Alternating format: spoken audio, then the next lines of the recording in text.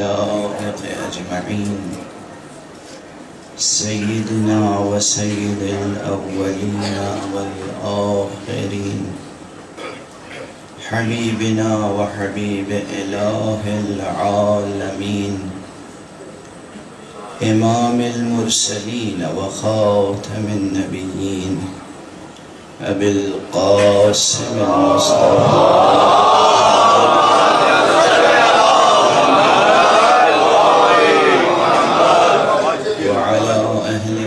الطيبين الطاهرين الهداة المهديين المعصومين المظلومين واللعنة الدائمة على أعداء الدين أجمعين. أما بعد، فقد قال الله تعالى عز اسمه في محكم كتابه ومتقن خطابه: بسم الله الرحمن الرحيم. ما يلفظ من قول إلا لديه رقيب عتيد. صدق الله العلي العظيم.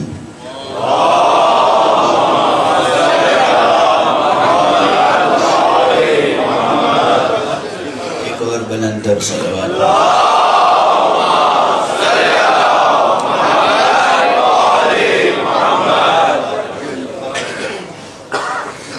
عزیزان گرامی، عزیزان ایمانی، برادران حسینی، مسلمانان حسینی، معلوم ہے کہ ہماری زندگیاں چاہے لاکھوں برس پر محیط کیوں نہ ہوں، مگر ہماری جو بنیادی کتاب ہے وہ قرآن مجید ہے. اس کا مطالعہ ختم نہیں ہو سکتا. قرآن مجید حی و قیوم، متکلم کا حی و قیوم کلام ہے.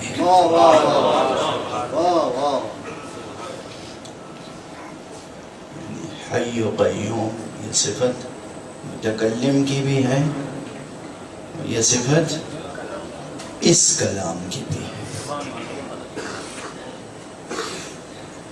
ابھی جب میں اس مجلس میں بیان کی سعادت حاصل کرنے کی غرض سے آ رہا تھا تو میری عادت ہے میں اپنے عزیزوں سے، دوستوں سے، بانی مجلس سے یا جو قریب و سو بیٹھے ہوتے ہیں پوچھ لیتا ہوں کہ بھائی کوئی موضوع، کوئی عنوان آپ کے ذہن میں ہو تو فرمائیں. میرا ایک عزیز، ایک طالب علم دین، پروردگار اس کی توفیقات میں اضافہ، محمد عباس سلمہ، میں نے کہا بیٹے آج آپ بتائیے کس موضوع پہ گفتگو کروں. تو یہ بیٹا خاموش ہو گیا، سوچنے لگا، تفکر ذرا طویل ہوا، سوچ میں ڈوبا ہوا سکوت. کسی نے مزاحاً کہا کہ اس عنوان پہ تو گفتگو بہرحال نہیں ہو سکتی. میں نے کہا اب اسی عنوان پہ گفتگو ہوگی، سوچ میں ڈوبا ہوا سکوت.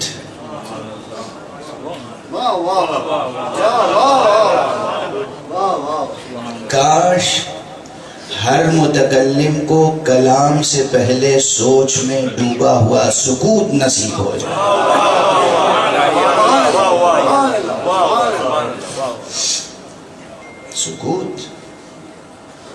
سکوت ایک مستقل دستور ہے. آپ جانتے ہیں عرفاء، معلمین اخلاق، یہ جب تربیت کے لائق، تربیت کے قابل نفوس کی تربیت کرتے ہیں تو ہر نفس، ہر فرد کے لحاظ سے نسخے عمل تجویز کرتے ہیں، جسے دستور کہتے ہیں۔ دستور کیا ہے؟ ایک نسخہ عمل ہے کہ ہم کیا کریں، شب و روز کے یہ 24 گھنٹے ہم کیسے بسر کریں، کتنی دیر سوئیں، کتنی دیر بیدار رہیں، بیدار رہیں تو بیداری کے وقفے کو، بیداری کے وقت کو کس طرح تقسیم کریں، کھائیں تو کتنا کھائیں، کتنی مرتبہ کھائیں، کھائیں تو کیا کھائیں، بولیں تو کیا بولیں، کب بولیں، کب خاموش رہیں، کتنا خاموش رہیں، کتنا کلام کریں۔ یہ سب اہم سوالات ہیں، یہ چھوٹے سوالات نہیں ہیں۔ ایک بہت بڑے معلم اخلاق اور مربی عارف نے اپنے ایک شاگرد کو صرف ایک ہی لفظ دستور دیا تھا، دستور۔ وہ حاضر نے کہا میرے لیے کیا دستور العمل ہے؟ دستور العمل ایک پورا نسخہ ہوتا ہے، آپ اتنی دیر اٹھیں سوئیں گے، یہ کریں گے، یہ کریں گے، یہ کریں گے۔ انہوں نے صرف ایک لفظ کہا، سکوت۔ سکوت، ایک لفظ سکوت پورا دستور العمل ہے۔ جو سلیقے سے خاموش رہنا نہیں سیکھ سکتا وہ بولنا کیا سیکھے گا؟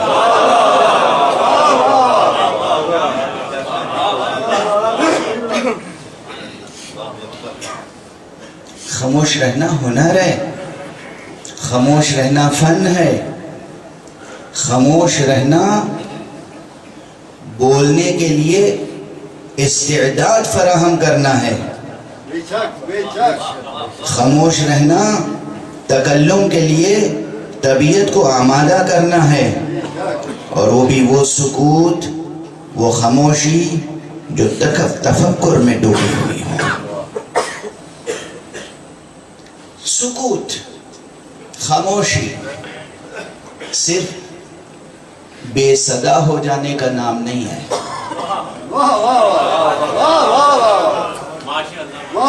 سکوت بے صدا ہو جانے کا نام نہیں ہے۔ فغاں سے لبریز سکوت، فریاد سے لبریز سکوت، تقریروں سے لبریز سکوت۔ اگر یہ سب باتیں سمجھ میں آ جائیں تو وہ فرق سمجھ میں آ جائے گا کہ صمت میں اور سکوت میں کیا فرق ہے۔ ہم قرآن مجید کو اکثر قرآن صامت کہتے ہیں، صامت کہتے ہیں، ساکت نہیں کہتے۔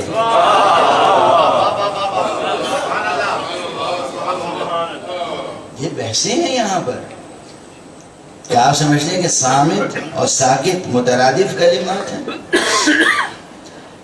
بہرحال اس فقیر کا تو نظریہ یہ ہے، عرض کر چکا ہوں پہلے بھی، کہ زبانوں میں اور بطور خاص عربی زبان میں مترادف الفاظ کا وجود تقریباً کالعدم ہے۔ تقریباً اس لیے کہہ رہا ہوں کہ کوئی کلیہ ایسا نہیں ہے جس میں استثناء نہ ہو، لیکن تقریباً کالعدم ہے۔ کوئی دو لفظ مترادف نہیں ہوتے۔ آدمی، انسان، بشر، آپ سمجھتے ہیں ایک ہی حقیقت کے سب نام ہیں؟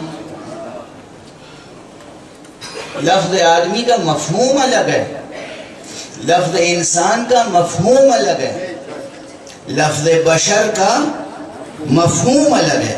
یہ اور بات ہے کہ خارج میں مصداق ایک ہے،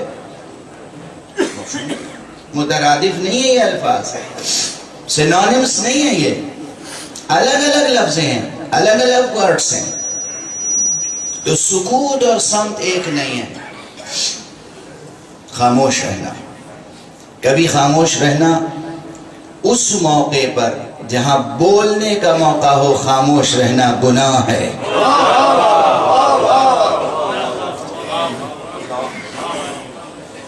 جہاں خاموش رہنا ہی وظیفہ ہو، وہاں خاموش رہنا عبادت ہے، اور ہزاروں تقریروں سے کہیں بڑھ کر اس میں ثواب ہے۔ سکوت خاموشی تفکر میں ڈوبی ہوئی، سوچ کے ساتھ. پتھر بھی خاموش رہتا ہے، انسان بھی خاموش رہتا ہے. کیا دونوں خاموشیاں برابر ہیں؟ جب پتھر سے پتھر ٹکراتا ہے تو آواز پیدا ہوتی ہے، جب انسان سے انسان ملتا ہے تو بھی آواز پیدا ہوتی ہے. کیا دونوں آوازیں برابر ہیں؟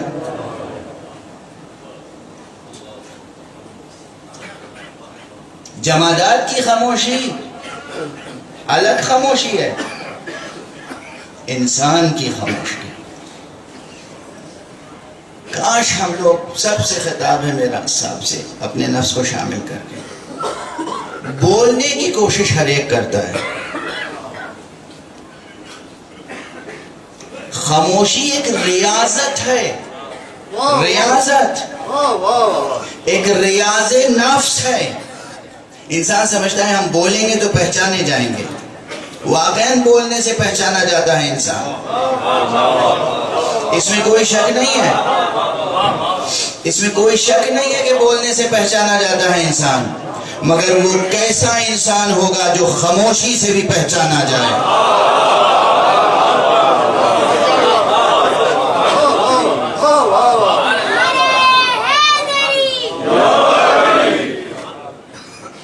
خاموشی ریاضت نفس ہے. سب سے آسان طریقہ اظہار نفس کا، انا، خودی، ایگو، اپنے کو پہچانوانے کا بہت آسان طریقہ ہے. بولیے اور جو جی چاہے بول دیجیے، جیسے ڈونلڈ ٹرمپ صاحب بولتے رہتے. کوئی معیار ہی نہیں بولنے کا. سیاسی موازین پہ ان کی باتوں کو تولیے تو بیکار، اقتصادی موازین پہ تولیے، انسانی موازین پہ تولیے، کسی معیار پہ کوئی بات پوری اترتی نہیں، بولے چلے جا رہے ہیں. عدالتیں ان کے فرامین کو ریجیکٹ کیے چلے جا رہی ہیں، آپ بولے چلے جا رہے ہیں. اور فرما رہے ہیں، مثال دے رہا ہوں، مثال تو اہم چیزوں کی دی جاتی ہے، مثال غیر اہم چیزوں کی نہیں دی جاتی. مثال تو اہم چیز، بولنے چلے جائیں. ایسے ہی بہت سے حضرات ہیں بحیثیت انسان، بحیثیت مسلمان، بحیثیت مؤمن، بحیثیت اہل ولایت. ہمیں جاننا چاہیے کہ ہمیں کب خاموش رہنا ہے، کب گفتگو کرنی ہے. کب خاموش رہنا ہے تو کس تیور کے ساتھ، کب گفتگو کرنی ہے تو کس لہجے کے ساتھ. یہ شعور درکار. کبھی کبھی کسی خاموش انسان کی بولتی ہوئی نگاہیں چلتی ہوئی زبانوں کو کاٹ کے رکھ دیتی ہیں.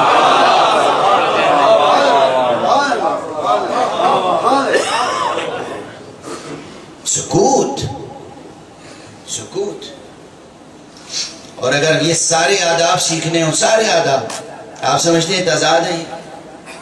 سکوت اور تکلم میں تضاد ہے؟ کوئی تضاد نہیں ہے. انسانی اوصاف جتنے ہیں ان میں کوئی تضاد کا رشتہ نہیں ہے. یہ اصل، یہ فکری اصل ہے، یہ اخلاقی بھی اصل ہے، فلسفیانہ اصل ہے. انسانی اوصاف، اس پہ سوچنے کی کوشش کیجیے گا. انسانی اوصاف، انسان بحیثیت انسان. اب تو ایک ممکن ہے پرانے جملے میں ضرورتاً حوالے میں پیش کروں اپنے ہی. کراچی میں، لاہور میں اس سے پہلے یہ بات عرض کر چکا ہوں کہ انسانی اوصاف کی جب بات ہوتی ہے، مثلا شجاعت، مشہور مثال، مشہور. اب کیا کہتے ہیں، مثالیں عموماً آپ نصاب کی کتابیں پڑھیں تو 1000 برس سے ایک مثال چلی آ رہی ہے. اب نحو میں ضرب زید عمرا ہے تو چلا آ رہا ہے، آج تک کسی نے بدلا ہی نہیں. اب وہ عمر کی قسمت، وہ زید کا اعزاز، ضرب زید عمرا، یہ مثال چلی آ رہی ہے. بلاغت کی کتابوں میں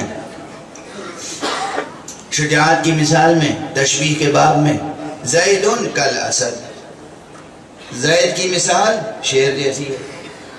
کتابوں میں مختصر سے لے کر مطول تک. یہ فقیر اعتراض کر چکا ہے، اور یہ اعتماد ہے کہ یہ اعتراض رد نہیں کیا جا سکے گا، اور آئندہ کتابوں کے متون میں اصلاح کرنی پڑے گی، مثال بدلنی پڑے گی، اس لیے کہ انصاف نہیں ہے انسان کے ساتھ۔ انسان، بہادر انسان، شجاع انسان کو مثال دیتے ہیں کس سے؟ شیر سے۔ عزیزان گرامی، شیر درندہ ہے، شجاع نہیں ہے۔ انسان شجاع ہوتا ہے، درندہ نہیں ہوتا۔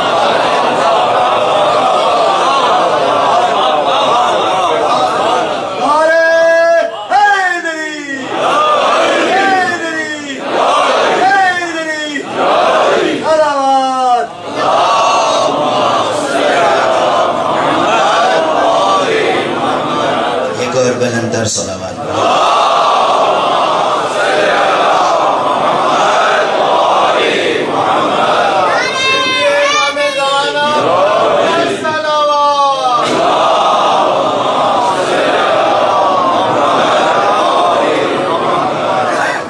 یہ خطیب تبریزی اور یہ خطیب قزوینی اور یہ ملا تفتازانی اور یہ ملا شریف جرجانی سب سے غلطی ہو، سب خطا رفتہ۔ انسان شجاع کو سیاست سے کیا نسبت ہے؟ وہ خونخوار درندہ ہے، یہ زلال صبر کو پینے والا شجاع ہے۔ کیا نسبت ہے اس درندے کو اس انسان سے؟ کیا نسبت؟ یہ بحث اس لیے میں عرض کرتا ہوں کہ عوام سے خواص تک سب کے ذہن میں بیٹھ سکتی ہے یہ بات، کہ ابھی تک ہمارا ادب، ہمارا لٹریچر، ہماری پوئٹری، ہمارے علم اخلاق کی اور ادبیات کی کتابیں لکھی گئی ہیں، کتابیں علم اخلاق میں، مگر انسانی اوصاف کی معرفت کا حق ادا نہ کر سکی۔ اور شجاعت تو عام انسانوں میں بھی پائی جاتی ہے نا، شجاعت انسانی وصف ہے۔ جب ہم عام انسانوں کی ایک صفت کی معرفت کا حق ادا نہیں کر سکتے تو ہم اس آدم نوری علی ابن ابی طالب کے اوصاف کی معرفت کا کیا حق ادا کر سکیں گے؟ ہم ایک آدم خاکی کے اوصاف کا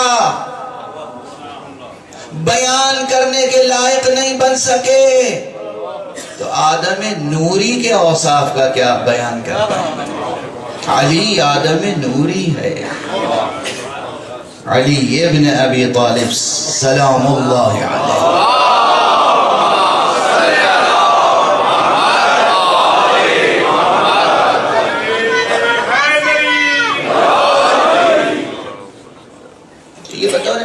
گفتگو مربوط ہے، ایک موضوع ہے، اسے یاد رکھیے گا۔ سکوت ایک وصف ہے، تکلم ایک وصف ہے، شجاعت ایک وصف ہے، سخاوت ایک وصف ہے، یہ سب انسانی اوصاف ہیں، اور انسانی اوصاف بے شمار ہیں، گنے نہیں کر سکتے۔ آپ علم اخلاق کی کتابیں اٹھا کے دیکھیے، انہوں نے کچھ شجرے بنائے ہیں، 10 صفتیں یہ اور 12 صفتیں وہ، 11 صفتیں وہ، سب تقسیم کی ہیں شجریں ہیں۔ وہی اخلاق ناصری کی بات کر رہا ہوں۔ ہمارا ہزاروں سلام روح پاک خواجہ نصیر الدین طوسی پر، لیکن حق ادا نہیں کر سکے، حق ادا نہیں کر سکے۔ اوصاف انسانی کا شجرہ نامتناہی ہے۔ اوصاف انسانی اوصاف، ایک انسان کے نفس میں، ایک انسان کی روح میں، ایک انسان کی ذات میں کتنی صفتیں ہوتی ہیں، کسی میں طاقت ہے کہ گن سکے؟ اور جب ہم عام انسان کے اوصاف نہیں گن سکتے تو ایک انسان کامل کے اوصاف کیا گن سکتے؟ محمد عربی صلی اللہ علیہ وسلم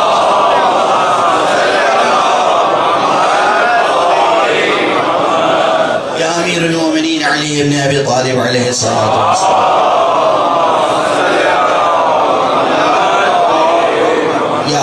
زہرا سلام اللہ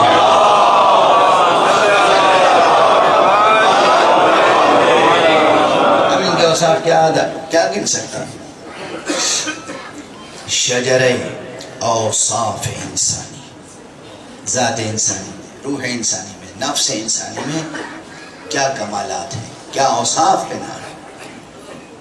اگر اس سفر زیارت میں آپ نے اپنے ظاہری مادی خاک آلود خاکی بدن سے ہجرت کر کے، کہاں سے کہاں تک ہجرت کرنی ہے، کہاں سے کہاں تک ہجرت کرنی ہے؟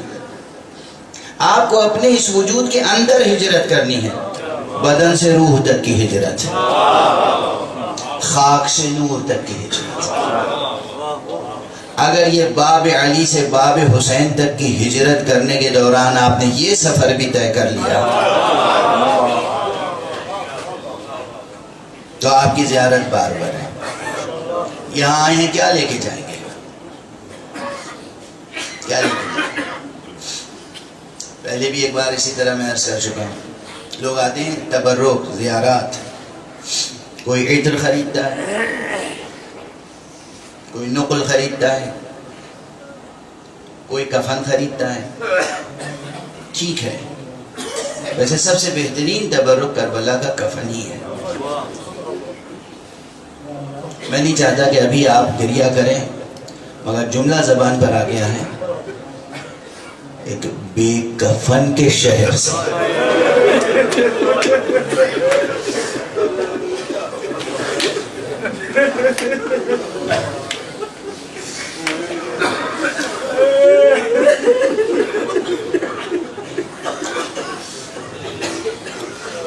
دنیا آئے دیکھے، معجزے دیکھے، اسے کہتے ہیں معجزہ۔ جو پیاسا شہید ہوا اس کے شہر میں آج کوئی پیاسا نظر نہیں آتا، جو بھوکا شہید ہوا اس کے شہر میں کوئی بھوکا نظر نہیں آتا، جو اس وقت ایک کفن کو محتاج تھا آج ساری دنیا میں اس کے شہر سے کفن جاتا۔ اجرکم علی اللہ، اجرکم علی اللہ۔ لوگ کہتے ہیں، ممبر سے لوگ کہتے ہیں خدا آپ کو کسی غم میں نہ رولائے۔ میں یہ فقرہ نہیں کہنا چاہتا، بس یہ کہنا چاہتا ہوں خدا آپ کی آنکھوں کو کبھی کبھی حسین میں خشک نہ رکھے۔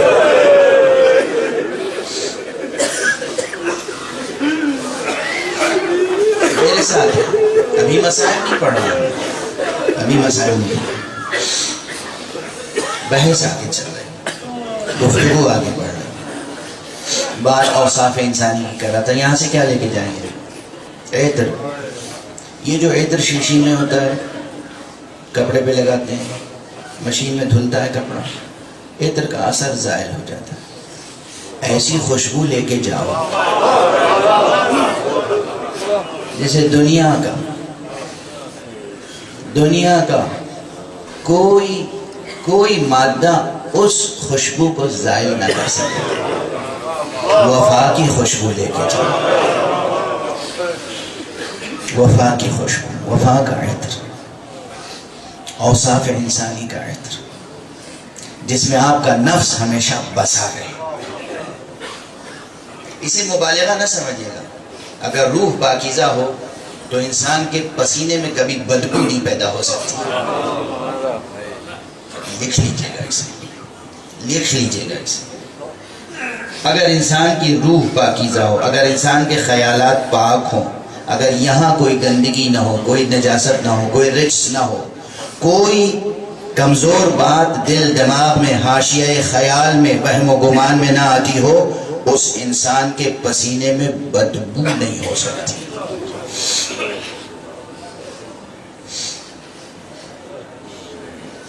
اسے مبالغے نہیں ہے، اسے نوٹ کیجئے گا۔ یہاں سے آپ وہ عطر لے جائیں جس کا تعلق اوصاف انسانی سے۔ اوصاف انسانی میں تضاد کا رشتہ نہیں، وحدت کا رشتہ ہے۔ صبر کیا ہے؟ عین شجاعت ہے، شجاعت کیا ہے؟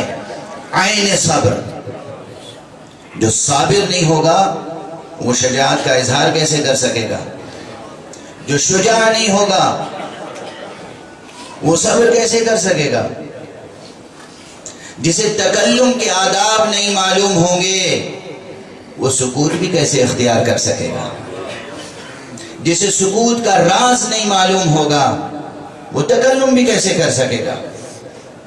جسے معلوم ہو کہ سکوت اور تکلم دونوں کے آداب اور تمام انسانی اوصاف کو کس سے سیکھنا ہے، وہ ان چہاردہ معصومین علیہم الصلوۃ والسلام میں سے کسی کے در پہ بھی جا سکتا ہے. مگر سب سے پہلا حوالہ ہمارے پاس بعد پیغمبر امیر المؤمنین علی ابن ابی طالب علیہ السلام.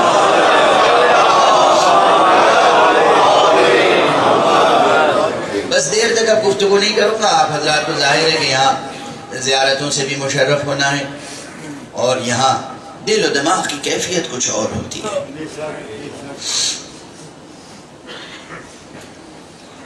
بلکہ میں جو اکثر کہا کرتا ہوں یہاں کسی بیان کی ضرورت نہیں ہے. کل بھی میں نے ایک مجلس میں یہ جملے کہے تھے، حوالے کے طور پہ اپنے ہی جملے دہرا دوں. یہ کربلا ہے. یہ احساس کافی ہے کہ یہ کربلا ہے. اگر یہاں دل بیدار ہو، دل کی آنکھیں بیدار ہوں، گوش دل بیدار ہو، دل کے کان بیدار ہو، کھلے ہوئے، تو یہاں نہ جانے کیا کیا منظر آپ دیکھ سکتے ہیں، کیا کیا صدائیں آپ سن سکتے ہیں. یہاں کسی بیان کی ضرورت نہیں. اس لیے دیر تک میں بیان نہیں کروں گا، مگر 2-3 فقرے تاکہ کسی حد تک گفتگو مکمل سی ہو جائے، بالکل ہی ادھوری سی نہ رہ جائے.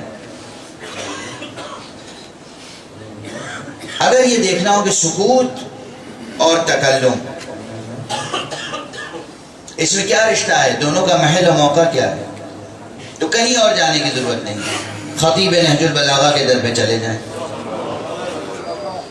مولا علی کو سب خطیب نہج البلاغہ کی حیثیت سے پہچانتے ہیں. نہج البلاغہ آپ کے خطبات کا مجموعہ ہے. خطاب، تقریر، یہی تقریر کرنے والا علی ابن ابی طالب، یہی خدائے سخن، یہی نا خدائے ملک فصاحت و بلاغت، یہی آشنا و ترجمان کلام مشیت، یہی علی ابن ابی طالب جس کے خطبات کی گونج اس گنبد در میں کبھی ختم نہیں ہو سکتی. یہ گنبد کائنات، اس میں گونج رہی ہے صدائے علی ابن ابی طالب. جناب امیر المؤمنین علی ابن ابی طالب علیہ السلام نے اپنی زندگی میں بلند صلوات پڑھیں.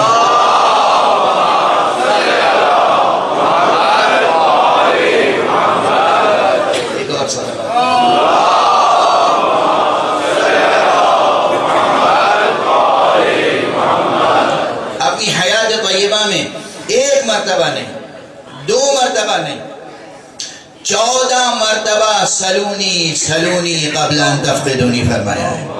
مختلف سیاق و اسباب میں، مختلف مواقع پر. سلونی سلونی، پوچھ لو مجھ سے جو پوچھنا. عام طور پر اسے دعوی سلونی کہا جاتا ہے، میں اسے دعوت سلونی کہتا ہوں. مولا امیر المومنین نے دعوت سلونی فرمائی ہے. کیا سلونی سلونی دعوت تھی.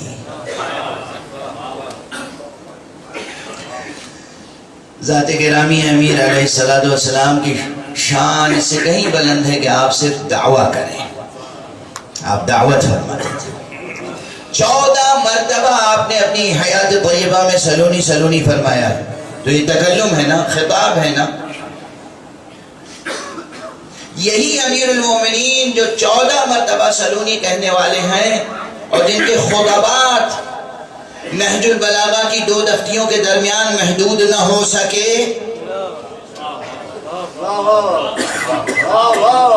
یہ تو ایک مختصر سا انتخاب ہے آپ کے کلام کا.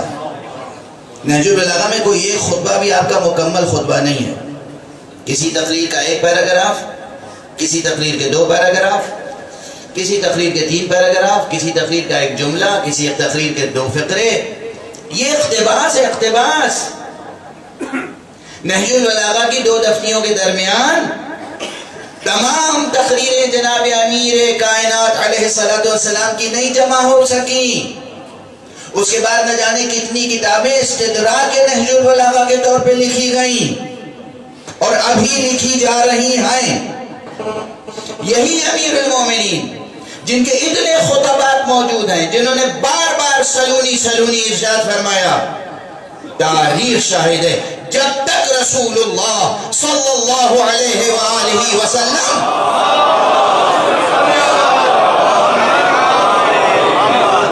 اس دنیا میں اپنے ظاہری وجود کے ساتھ تشریف فرما رہے، حضور کی زندگی میں ایک بار بھی علی نے سلونی نہیں فرمایا.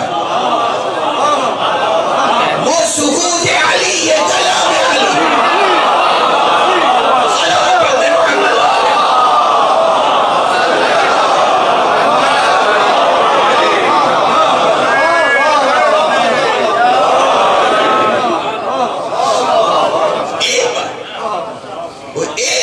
ایسا نہیں ہے جب حضرت نے خود فرمایا ہوں سلونی. حضرت موجود ہے. اسے کہتے ہیں حفظ مراتب. عزیزو، مجھ سے اگر پوچھے کہ تہذیب انسانی کا لب لباب کیا ہے تو بس ایک فقرہ کہوں گا، حفظ مراتب.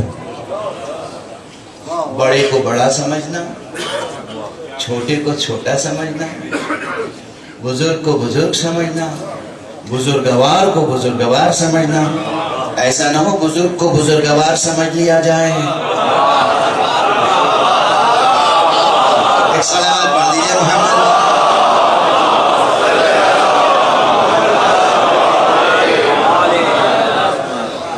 بہت سے بزرگ ہوتے ہیں جن میں بزرگی کے علاوہ کوئی بزرگواری نہیں ہوتی. تاریخ میں اس کی مثالیں موجود ہیں. بزرگ کو بزرگ سمجھنا، بزرگوار کو بزرگوار سمجھنا، چھوٹے کو چھوٹا سمجھنا، بڑے کو بڑا سمجھنا، بھائی کو بھائی سمجھنا، عزیز کو عزیز سمجھنا، دوست کو دوست سمجھنا، حق شناسائی ادا کرنا، دوستی کا حق ادا کرنا. یہ سب چیز سمٹ کے آ جاتی ہے ایک ترکیب میں، حفظ مراتب. اللہ کو اللہ سمجھنا،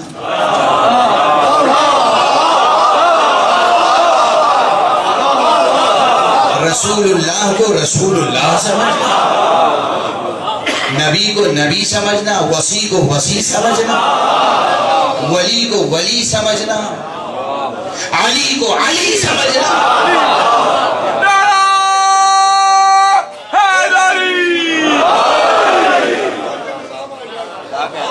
سب چیزیں سمٹ کے ایک ترکیب میں آتی جا رہی ہیں. حفظ مراتب، حفظ مراتب. تہذیب انسانی میں ہزاروں صفحے لکھ سکتے ہیں آپ، اور سمیٹیں اسے تو بس 2 لفظ ہیں، حفظ مراتب. جو افسوس ہے کہ اب ہمارے یہاں نہ طالب علموں میں حفظ مراتب ہے، نہ بڑوں میں نہ چھوٹوں میں. یہ اس وقت جو دنیا ہے تہذیبی زوال کا شکار ہے. اگرچہ ہم مستقبل سے نا امید نہیں ہیں، چونکہ ہمارا رشتہ حسین علیہ السلام سے.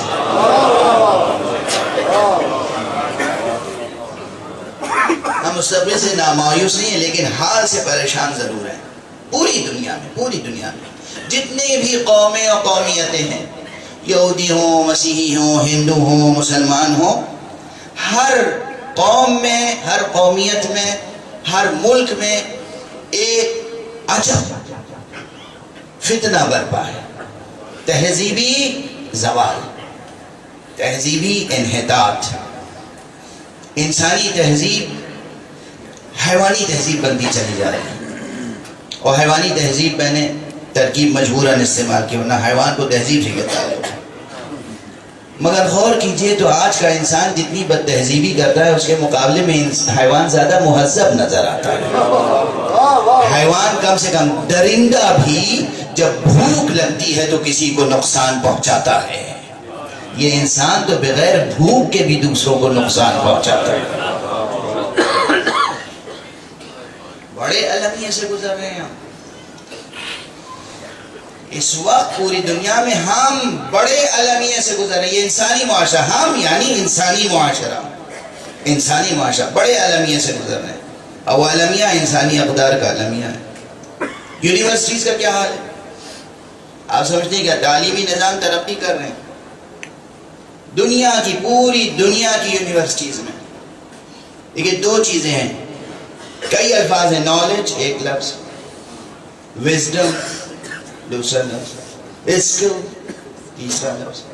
اسکلز تو پیدا کرنے کی کوشش کی جا رہی ہے، وزڈم پیدا کرنے کی کوشش نہیں کی جا رہی. عموماً المیہ ہے. آج کا نظام تعلیم المیہ ہے پوری دنیا میں. آج کا نظام تعلیم المیہ ہے. آج یہ نئے سرے سے سوچنے کی بات ہے کہ تعلیم عبادت ہے یا تجارت. اور آپ سمجھتے ہیں کہ لوگوں کا نظریہ بن چکا ہے باقاعدہ، اور اس نظریے کے اظہار میں شرم محسوس نہیں کرتے کہ تعلیم بھی تجارت ہے، ایجوکیشن انڈسٹری ہے. ڈاکٹر حسین کنانی صاحب تشریف فرمائے، پروردگار ان کی توفیقات میں اضافہ فرمائے. یہ بھی ایک مغز متفکر انسان ہے. مجھے بہت محبت ہے ان سے، بڑی قدر ہے دل میں ان کی. خدا ان کی عمر میں برکتیں عطا فرمائے. مولانا جناب حجت الاسلام والمسلمین مولانا افتخار عابد صاحب تشریف فرمائے. ان سے بڑی امیدیں وابستہ ہیں.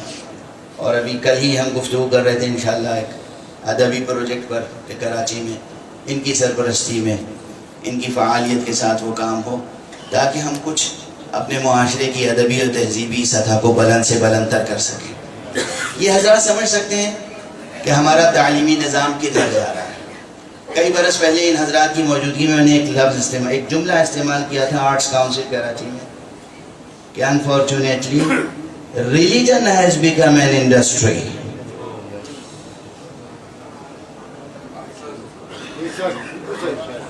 Religion industry. مسجدوں میں ہم نماز پڑھاتے ہیں کس لیے؟ قربتاً اللہ. معاف کیجئے اب ذرا بے تکلفی کی باتیں ہو جائیں. میرا چھوٹا بھتیجا ہے، بالغ ہو گیا ماشاءاللہ، اسے احکام سے واقفیت ہے. اس نے مجھ سے پوچھا کہ امو جان کیا میں نماز پڑھا سکتا ہوں؟ تو برجستہ میرے زبان سے یہ جملہ نکلا، بیٹا کیا خدا نخواستہ تمام پیشہ ور پیش نماز مر گئے ہیں جو تم نماز پڑھاؤ گے؟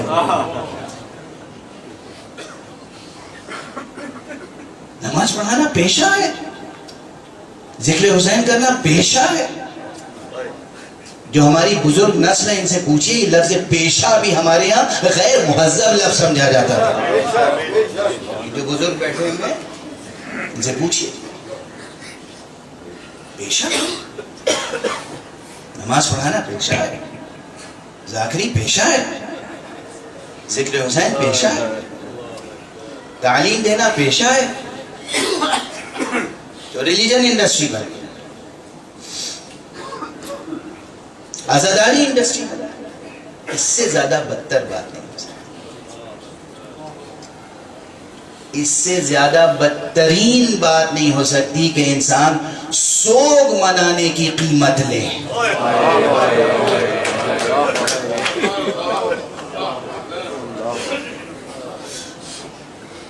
اس سے زیادہ پسترین بات نہیں ہو سکتی کہ انسان پرسہ دینے کی اجرت لے.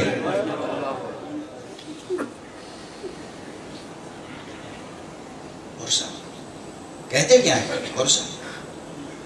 اور اس کی اجرت طے ہوتی ہے نہیں ہوتی؟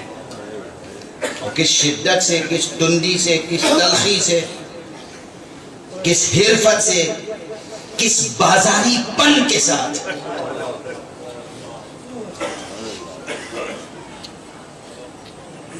اور سب کے مزاج بگڑ چکے ہیں، بانیان مجالس بھی اور مجالس پڑھنے والے بھی. سب دونوں کا مزاج کاروباری ہو چکا ہے. بانیان مجالس ان کا قصور کم نہیں ہے، بلکہ کہیں پہ زیادہ ہی سوچ میں پستی آ چکی ہے. جب سوچ پست ہو جائے تو حسین سے رشتہ قائم نہیں رہ سکتا.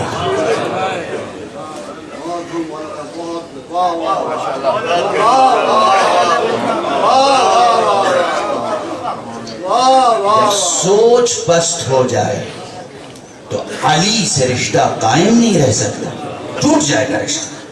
علی کسے کہتے ہیں؟ علی یعنی بلند, علی یعنی بلند.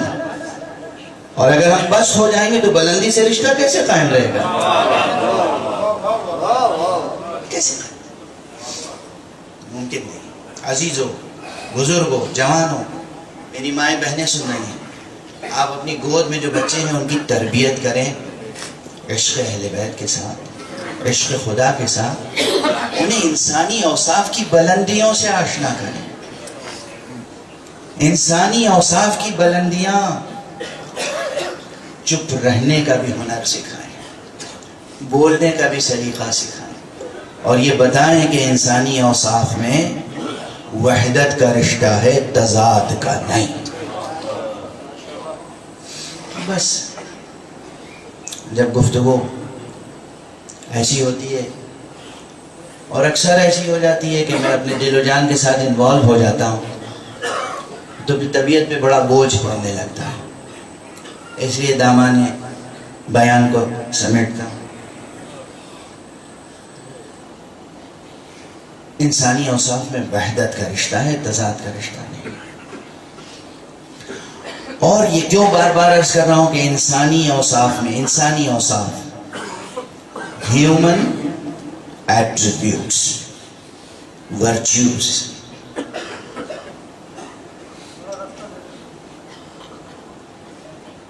اس میں وحدت کا رشتہ ہے, تضاد کا نہیں. یہ بار بار اس لیے عرض کر رہا ہوں تاکہ اب جو جملہ کہہ رہا ہوں اسے سنبھال کے رکھ لیجیے گا. یہ کہنے کا مقصد یہ ہے کہ کوئی ایک صفت بھی, ایک جتن یہی کیجیے, کوئی ایک صفت بھی انسانی اوصاف میں سے, حیوانی نہیں. ہم کھاتے ہیں, یہ کیا انسانی صفت ہے؟ پانی پیتے ہیں, انسانی صفت ہے. ہم سوتے ہیں, انسانی صفت ہے. ہم جو کچھ کرتے ہیں عام طور پر یہ سب تو ہم میں اور حیوان میں مشترک چیز ہے. ہم بھی کھاتے ہیں, حیوان بھی کھاتے ہیں. ہم بھی پیتے ہیں, حیوان بھی پانی پیتے ہیں. ہم بھی سوتے ہیں, حیوان بھی سوتے ہیں. ہم بھی اپنی نسل کی کو باقی رکھنے کی کوششیں کرتے ہیں, حیوان بھی اپنی نسل کو آگے بڑھانے کی کوششیں کرتے ہیں. کون سا وصف ہے جسے انسانی وصف کہتے ہیں؟ پہلے تو یہ شعور بیدار ہو. انسانی وصف, ہم انسان ہیں, کس اعتبار سے انسان ہیں؟ پہلا, اگر تمام اوصاف انسانی میں کوئی ایک وصف بھی اگر ہم ڈسکور کر لیں, اور یہ ڈسکور کہاں کرنا ہے؟ مائننگ نہیں کرنی ہے, زمین جا کے کھودنی نہیں ہے, فضا میں چھلانگ نہیں لگانی ہے, آسمان سے تارے نہیں توڑنے, اپنے گنبد ذات میں, اپنے وجود میں انسانی وصف کو ڈسکور کرنا ہے. اور کسی ایک وصف کو بھی, ایک وصف, ایک سنگل ایک وصف کو بھی اگر ڈسکور کر لیا تو پھر اس کی پرورش کرنی ہے. اور اگر اس کی پرورش کرتے چلے گئے تو پورا شجر سایہ دار انشاءاللہ وجود میں آ جائے گا. یہ ہے انسانی اوصاف کی خصوصیت کہ ان میں وحدت کا رشتہ ہے, تضاد کا رشتہ نہیں ہے. یعنی اگر انسانی وصف کے ساتھ سکوت بھی سیکھ لیا نا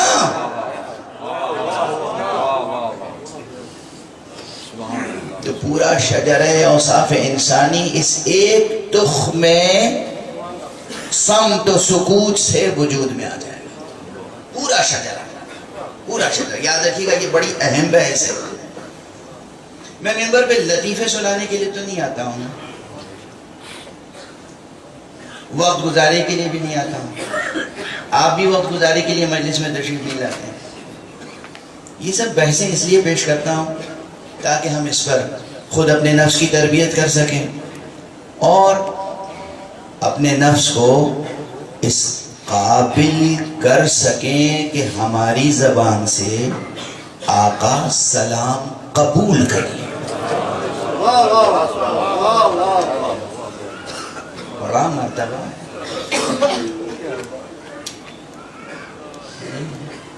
عزت تکلفاً نہیں کرے. احکام فقہی دیکھیے، سلام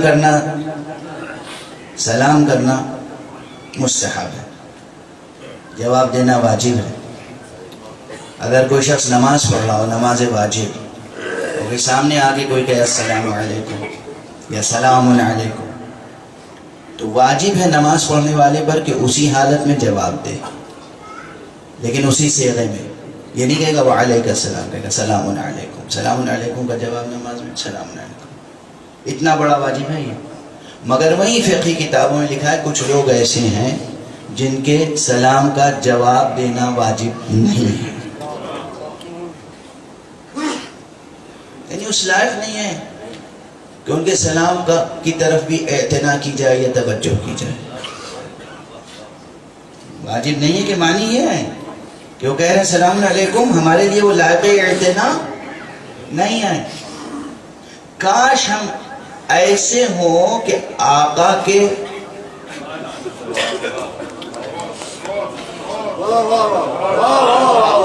جواب سلام کے لائق ہو جائے.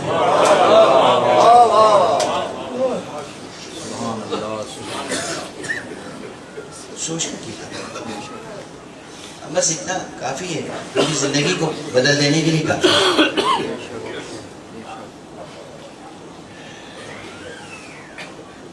لائق تبریک ہیں آپ، لائق تہنیت ہیں آپ، مجدہ ہے آپ کے لیے، سرفرازیاں ہیں آپ کے لیے. ہاں، بے بلائے کوئی کربلا نہیں آ پاتا، لیکن جب آئے ہیں تو ہمتوں کو بلند رکھیں، حوصلے بلند رکھیں. اور یہاں سے کل بھی میں نے یہ جملہ کہا تھا، پھر تذکر کے طور پہ یا دہانی کے طور پہ عرض کر رہا ہوں. اللہ بڑا ہے نا، اللہ اکبر کہتے ہیں. اللہ سے کوئی چھوٹی چیز نہ مانگیے گا، بڑی چیز مانگیے. یہ دربار بہت بڑا ہے، ان سے چھوٹی چیز نہ مانگیے گا، بڑی چیز مانگیے گا. کم سے کم اپنی انسانیت واپس لے کر جائیں. ہم اچھے انسانوں میں شمار ہیں، ہم اچھے انسانوں میں شمار. ہم دنیا کے ہزار علائق میں گرفتار ہیں. علائق، گرفتاریاں، بندشیں. جب تک ہمارے ہاتھ پاؤں، ہمارا ذہن، ہمارا دل دنیا کی بندشوں میں گرفتار ہے، ہمارے اندر حریت کی قدر نہیں پیدا ہو سکتی. یہاں آئے ہیں، آقا حسین سے کہیے حر کو حر بنانے والے.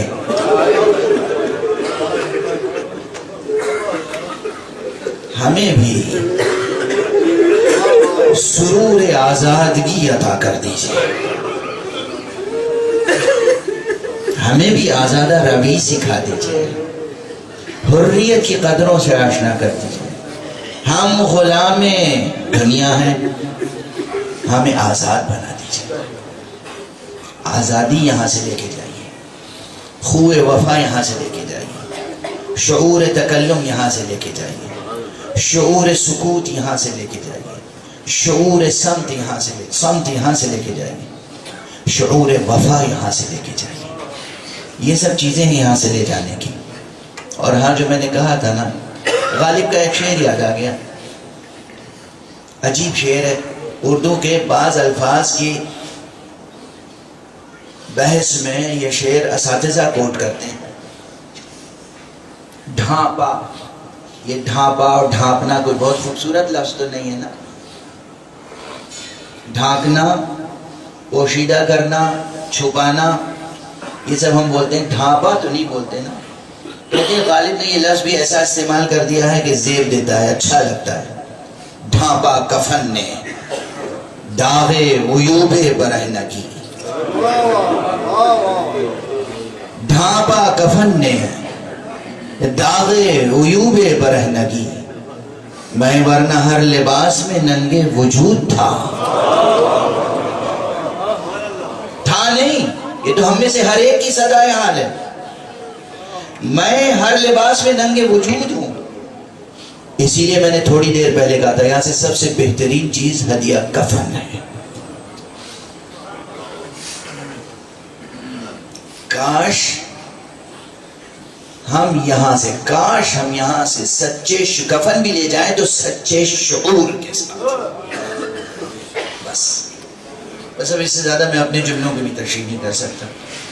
جو آیت قرآن مجید کی پڑھی تھی اس آیت کا ترجمہ بھی نہیں کیا، لیکن جو کچھ گفتگو کی اسی آیت کے پرتوں میں اہل علم ہے. اب بس گفتگو تمام کرنا. ایک بے کفن پیاسے غریب امام کے شہر میں آپ آئے،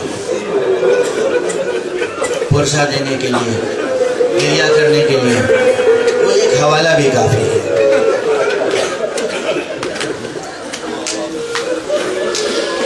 مجھے یاد آتے ہیں اپنے استاد گرامی قدر حضرت آیت اللہ العظمہ خامنی کے یہاں نمائندے ہوا کرتے تھے عراق میں. موجودہ جو نمائندے ہیں آیت اللہ حسینی، ان سے پہلے آیت اللہ شیخ محمد مہدی آصفی. میں نے چند صحبتیں میں ان سے بہت کچھ سیکھا. یہی نجف اشرف میں آیا، ان کے گھر سے حرم آیا. ساتھ حرم میں ذریح مبارک کے سرحانے بیٹھے اور ذریح مبارک امیر المومنین کے سرحانے بیٹھ کر وہاں سے انہوں نے امام حسین کی زیارت پڑھی. مستحب ہے آقا کے سرحانے زیارت پڑھنا. اس کے بعد وہاں سے نکلے، پھر ان کے گھر گئے. 3 مرتبہ انہوں نے مجھ سے ایک جملہ کہا، دیکھو اگر دل کے کان کھلے ہوئے ہوں تو جب مسجد کوفہ جاؤ گے تو اب بھی وہاں علی کی آواز سن سکتے ہو. اب بھی تم وہاں امیر المومنین علی ابن ابی طالب کی مناجات سن سکتے ہو. مولاي يا مولاي أنت المولى وأنا العبد وهل يرحم العبد إلا المولى. مولاي يا مولاي أنت الغني وأنا الفقير وهل يرحم الفقير إلا الغني. مولاي يا مولاي أنت العزيز وأنا الذليل وهل يرحم الذليل إلا العزيز. یہ پوری مناجات آقا کی فرماتے ہیں. اب بھی ہر سحر امیر المومنین کی مناجات امیر المومنین کے لہجے میں سن سکتے ہو مسجد کوفہ میں. یہ ان کا جملہ تھا. اسی جملے سے استفادہ کر کے میں یہ آپ کے سامنے عرض کر رہا ہوں. کربلا ہے یہ، اب بھی آپ سن سکتے ہیں. حسین فرما رہے حل من ناصرین ینصر.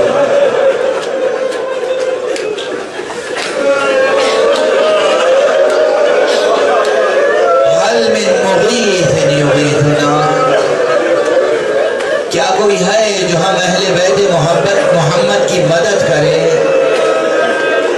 کیا کوئی فریاد رسی کرنے والا ہے؟ خدا آپ کی آنکھوں کو غم حسین میں کبھی خشک نہ فرمائے. کفن کی بات ہو رہی تھی، مقرر بات ہوئی. اس سے بس یہ روایت سنانا چاہتا ہوں کہ آقا کے اصحاب میں ایک بہت بڑا صحابی ہے جس کا نام ہے زہیر قین. یہ 2 کردار کربلا کے بہت بڑے ہیں انسانی نقطہ نظر سے. یعنی آقا ابو عبداللہ الحسین کا رتبہ تو ہم سمجھ نہیں سکتے. کل یہ جملہ کہا تھا، پھر اجازت دی کہ یہ جملہ، اس کائنات میں کوئی ترازو ایسی نہیں ہے جس پر حسین کو تولا جا سکے.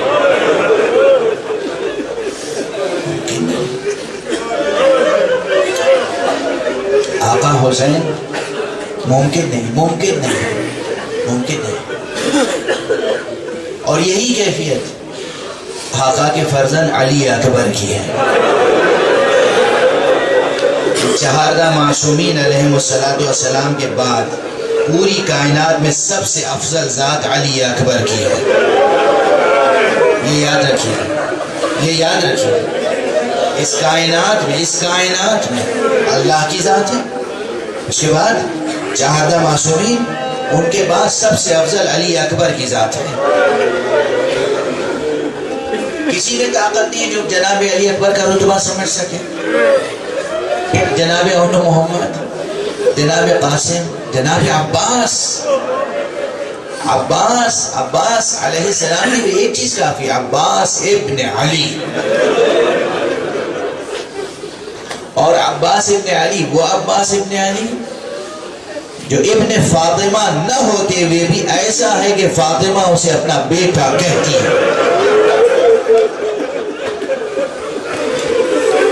ان شخصیتوں، ان ہستیوں کی معرفت کا حق بھی ہم سے ادا نہیں ہو سکتا. آقا کے اصحاب میں دو شخصیتیں تمام انسانوں کے لیے انسانی اقدار کو اور وجود انسانی کی معنویت کو ڈسکور کرنے کے لیے دو ریفرنسز کربلا کے کافی ہیں. ایک حر، ایک زہیر غین اور حر. بہت تفکر چاہیے اس کے لیے، بہت تفکر. کاش ہمارے صحافی، ہمارے ادیب، ہمارے خطیب، ہمارے شعراء، ہمارے سخنگر، سخن طراز، سخن گو، جتنے لوگ ہیں ہر سطح پر ان دو شخصیتوں کے کردار کی ترجمانی کا حق ادا کر سکیں، حر اور زہیر. اب میں پورے حالات زہیر کے نہیں پڑھ سکتا. زہیر کی شخصیت بہت بلند شخصیت تھی. زہیر اپنے وقت کے دانشور بھی تھے، ایک مدبر بھی. تاریخ پڑھیں تو دیکھیں کہ جناب زہیر غین ایک دانشور، صاحب رائے، شجاع، بہادر، یعنی ایک مکمل فرہنگی، ایک مکمل ثقافتی شخصیت کے مالک تھے زہیر. پوری اس وقت کی معلوم دنیا میں جانا پہچانا نام تھا پہلے سے زہیر کا.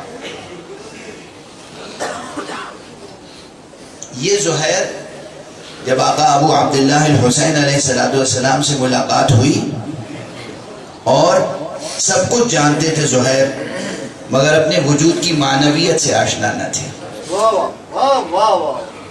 یہ معنویت سے آشنا تب ہوئے جب چشم کرم حسین ان پر پڑی. جب معنویت سے آشنا ہو گئے تو شخصیت میں انقلاب آ گیا. خاک کندن بن گئی، مٹی سونا بن گئی، خاک کندن بن گئی. اندر سے باہر تک وجود زہیر کا نورانی ہو گیا.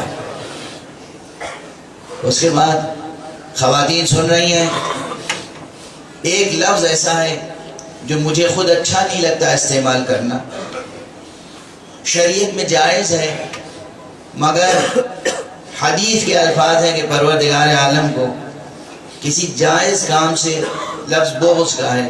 بغض نہیں ہے، یعنی حق سبحانہ و تعالیٰ کے نزدیک کوئی چیز جائز منفور نہیں ہے، اتنی ایسی جیسے لفظ طلاق.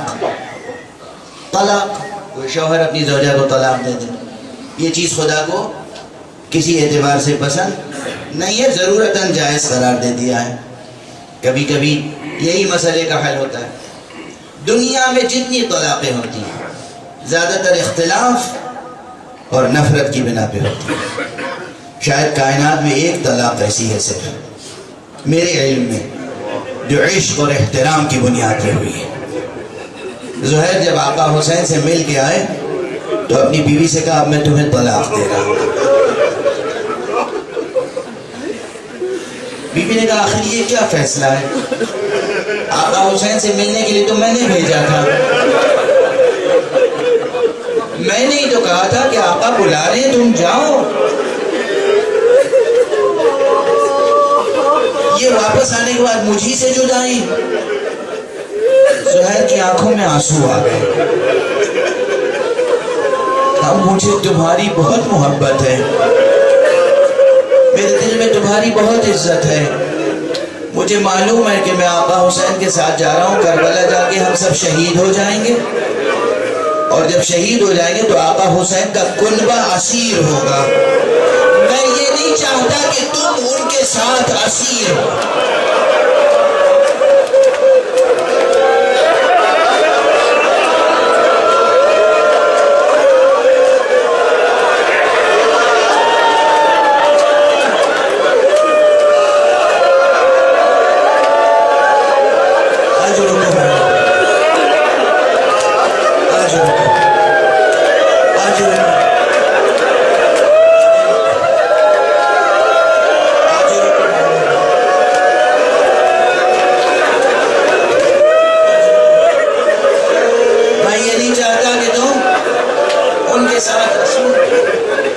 اب یہاں پہ روایتیں مختلف ہیں، صحیح روایت کیا ہے اور کمزور روایت کیا ہے، میں اس بحث میں نہیں پڑھوں گا. اب بس تمام روایتوں کو حذف کر کے آخری منظر، یہ بیوی زہیر سے جدا ہو گئی، زہیر شہید ہو گئے. جب زہیر شہید ہو گئے تو اس بیوی نے زہیر کے وفادار غلام کو بلایا اور اپنے پاس سے ایک کفن دیا. کہا جاؤ کربلا اور جا کر زہیر کو کفن تو دے دو.